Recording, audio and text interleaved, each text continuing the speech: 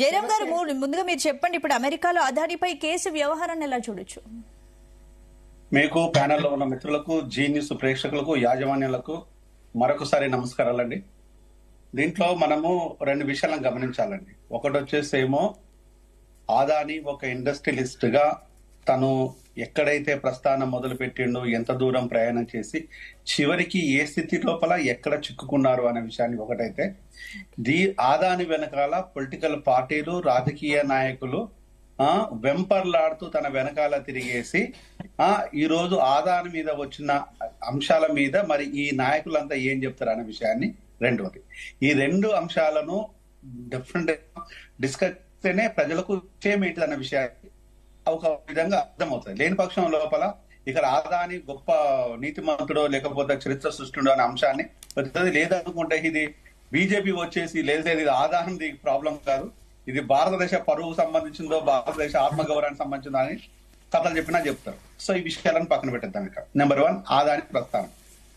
ఆదాని ఒక సామాన్యుడిగా మొదలై చిన్న వ్యాపారస్తుడిగా మొదలై గుజరాత్ నుంచేసి ఈ రోజు ఒక మహావృక్షం లాగా ఎదగడానికి అనేక రాజకీయ పార్టీలు, ప్రభుత్వాలు వెనక అండదండలతో దండుగా దోపిడీ చేసేసి ఈ రోజు అమెరికాకు పోయి అడ్డంగా చిక్కిండు ఆదాని.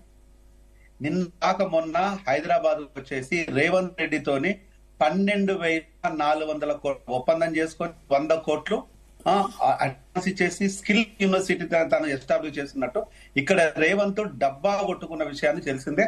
అంతకు ముందు కేసీఆర్ ప్రభుత్వం కూడా ఇలాంటి మాటలే చెప్పింది. సో దాంతో అది సరిపోదన్నట్టుగా బీజేపీ అయితే నెత్తిన పెట్టుకొని ఆదాని అంతా తోడుగా లేనే లేడు, ప్రపంచంలో ఆదాని అంతటికి మనుషులు లేరు అనే అంత. ఆ సందర్భంలో లోపల నేను అనేక సందర్భాలు కొన్ని లక్షల కోట్ల ఆదాని మీద భారతదేశం ఇన్వెస్ట్ చేస్తుంది. ఆదాని కనుక పరిస్థితులు ఆగమైపోతే ఈ రోజు భారతదేశం ఆగమైపోతుంది.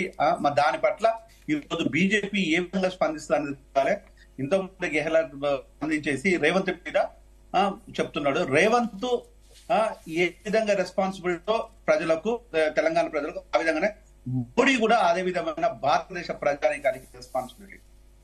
ఇది ఆదాని చరిత్ర చూసినట్టు అవుతాయి.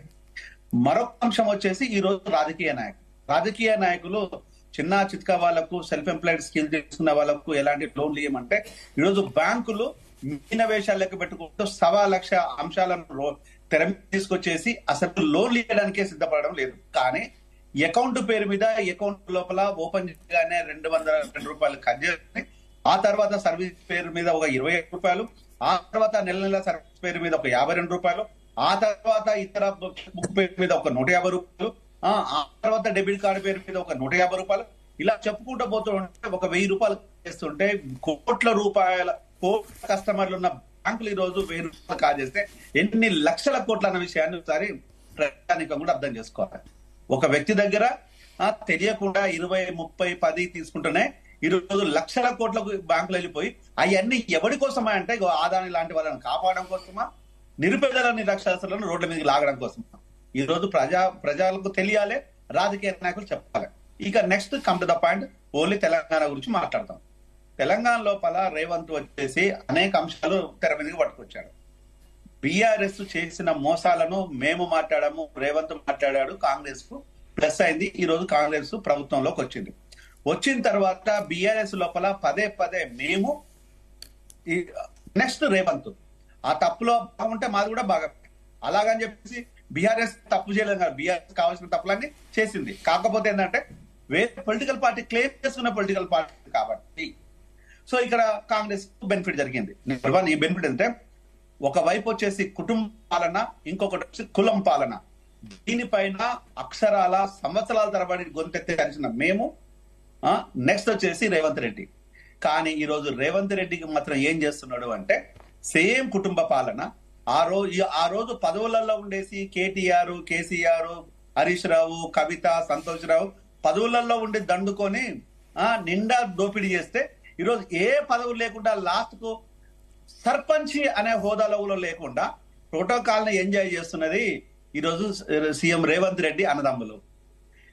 సో అప్పుడు ఏ విధంగా దోసుకున్నారో సేమ్ అదే విధంగా ఈరోజు కుటుంబం.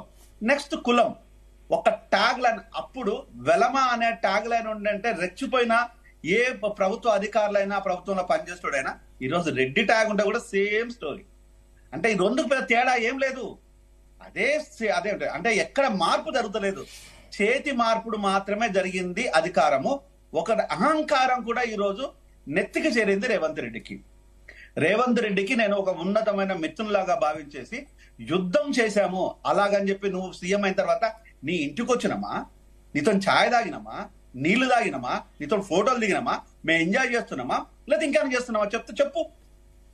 నీ నీ నీ ప్రభుత్వం కానీ నీ నాయకులు కానీ ఎవరితోనైనా కూడా మేమైనా పనులు చేసుకున్నామా చెప్పు.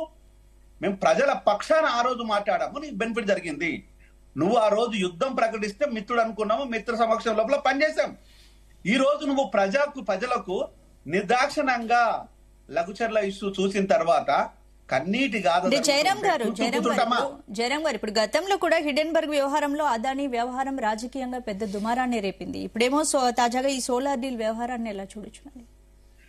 అమెరికాలో జరిగిన ఒప్పందానికి అనేక మందికి లంచాలు ఇచ్చుకుంటూ ఆ సోలార్ ప్రాజెక్టు లోపల అమెరికా లోపల లంచాలు ఇచ్చిండనే అభియోగం మీద ఈయనకు అరెస్ట్ వారెంట్ వచ్చేసింది. సో ఇది అమెరికాలో జరిగిన అంశం.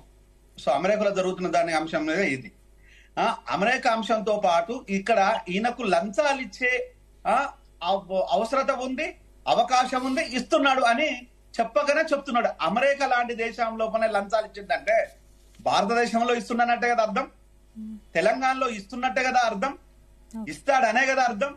ఇంతకుముందు రాజకీయ నాయకులు పుచ్చుకున్నారనే కదా, ఇంతకుముందు ప్రభుత్వాలు తీసుకున్నాయనే కదా, ఇప్పుడు తీసుకుంటాయనే కదా, తీసుకున్నాయనే కదా. అంటే ఈ రోజు ఒక అంశాన్ని ఈజ్ అ ప్రాక్టీస్, అక్కడ ఒక వర్డ్ మెన్షన్ చేశారు అమెరికన్, ప్రాక్టీస్ ఆఫ్ యాక్టింగ్. అంటే ఈయనకు ఇది ఈజియెస్ట్ ప్రాక్టీస్ అన్నట్టు. ఇది ఈ రోజు వచ్చింది కాదు, ఈయనకి ఒకటి లంచాలు ఇవ్వడం అనేది ఒకటి హ్యాబిట్ ఆఫ్ ప్రాక్టీసింగ్ అన్నట్టు ఈయనకు. అంటే ఈ రోజు ఈయనకు అమ్మడము కొనడం పెద్ద వింతేమి కాదు. ఎవరినైనా కొనగలుగుతాడు, ఏదైనా అమ్మగలుగుతాడు. భారతదేశంలో ఉన్న వనరులు అమ్మగలుగుతున్నాడు, భారతదేశంలో ప్రభుత్వాలను కొనగలుగుతున్నాడు. ప్రభుత్వాలను కొనగలుగుతున్నాడు అంటే నా నాయకులను కొన్నట్టే కదా. మరి ఆ రోజు రూమ్ నెంబర్ 116 లోపల మేము ఆ రోజు నేను కూడా ఇదే విషయం చెప్పాను. ఇక్కడికి వచ్చేసి పొంగులేటి శ్రీనివాస్ రెడ్డితో మాట మంది పెట్టిన అతని అనుచరులతోని పెట్టిన తర్వాత ఏకంగా ఆదానితోని సో ఫోటోలతోని ఇచ్చేసి 100 కోట్లు ఇచ్చిండని చెప్పేసి తీసుకున్న తర్వాత రేవంత్ రెడ్డి. మరి ఈ రేవంత్ రెడ్డి ఏం ఆశించేసి ఆయనకి ఇచ్చిండు?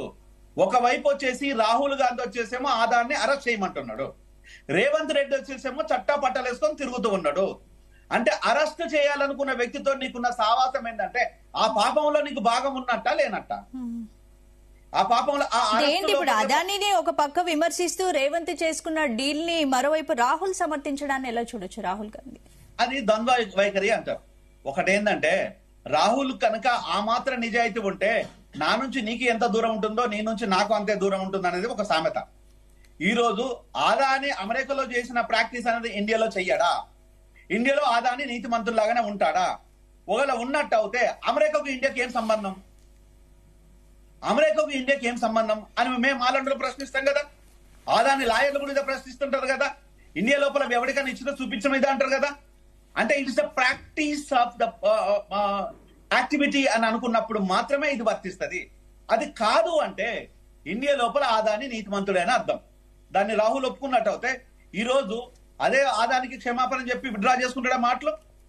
అంటే ఈ రోజు రాజకీయ నాయకులు వాళ్ళ అవకాశాల కోసము, అవకాశవాదాన్ని కోసము మాట్లాడే విధానం అనేది సరి అయిన విధానం కాదు. ఎవరైనా కానీ కనుక నా రాహుల్, నా రేవంత్, నా మోడీ, నా KCR, what ever it is, ఈ రోజు ఇక్కడ ఆదాని నీతి మంత్రులుగానే ఉన్నాడు అనుకున్నప్పుడు ఈ ఇష్యూనే లేదు. ఇది this is between Adani and America issue, not India American issue కాదు ఇది. లేదు Adani America issue, it's a practice of life అంటే అప్పుడు ఆదానితో చేసిన ఈ ఒప్పందాలు అన్నిటి మీద అబ్జర్వ్ చేయాలి. అంటే అమెరికాలోనే మాత్రమే అబ్జర్వ్ చేయాలనా, ఆదానితో జరుగుతున్న అన్నిటి మీద అబ్జర్వ్ చేయాలా అనేది రాహుల్ క్లియర్ గా చెప్పాలి. రైట్.